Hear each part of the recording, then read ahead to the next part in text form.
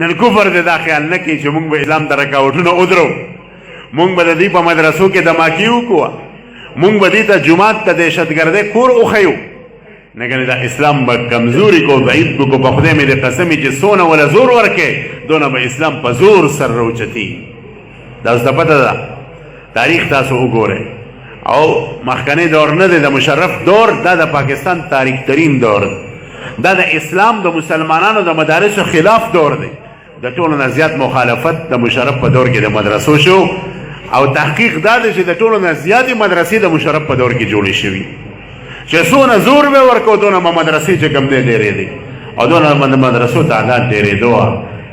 نو کو دی ډېر کوشش کې کفار چې اسلام دباو کې اسلام دبنے والا نہیں ہے، اسلام به دغه رو په ترقۍ روانې، کو دی ډېرې ګستاخي وکړي او ګناونه سازشونه وکړي او دا سپک کارونه وکړي چې کوم روان دي، چې صرف عوام نه د دې بادشاهانې باقاعده علل اعلان کوي، بیا هم د اسلام ترقي چې کوم دی نشي رسته کولی. الحمدلله نن په انګلینډ کې د ټولو نه ترقي یافته مذهب چې خلک پکې مسلسل دین ته داخليږي هغه د اسلام مذهب دی. نن په امریکا کې په تمامو مذهبونو کې ټول نه تیزترین مذهب چې دی هغه د اسلام مذهب دی. نن په فرانس کې د ټولو نه تیز مذهب خورېدو لحاظ سره د اسلام مذهب دی. نن په اسټرالیا کې او په جرمني کې د ټولو نه تیز مذهب د اسلام مذهب دی. مسلسل اسلام خپل وزرې او خپل رڼا او خپل روشنايي په هغه ځای باندې خوري، او هغه وخت بعید نه دی چې انشاءالله دغه ځای ته به اسلام مکملې طریقې سره ورسي او خلک به اسلام کې جوق در جوق داخل شي. همدا وجه ده چې کوم کفار دي، کوم د کینې او د بغض نه ډک دي، هغې نه د اسلام دا رڼا برداشت کېږي نه.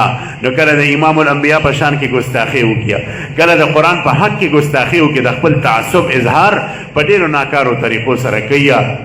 نو موږ دا وایو چې د دې په دې طریقو باندې نه کېږي.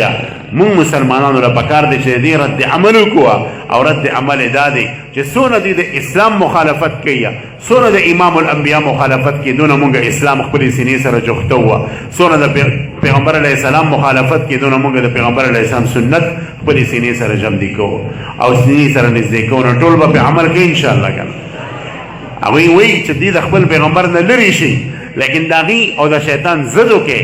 تاسو د پیغمبر علیه السلام سنتونه زده کړئ، تاسو د پیغمبر علیه السلام سیرت وګورئ، تاسو د پیغمبر علیه السلام په هغه طریقو باندې عمل وکړئ، په خپل ژوند کې، غمونو کې، ښادو کې، ناسته پاسته کې، معاملاتو کې، عباداتو کې د رسول الله یو طریقو یو سنت جمدي کړئ.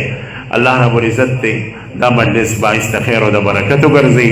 د صد مبارکبادي ورکوم مولانا عبدالوهاب صاحب د هغې رفقاو ته چې دونه ښایسته مجلس یې منعقد کړو، زموږ د دونه بچو قرآن کریم چې دی ختم کو.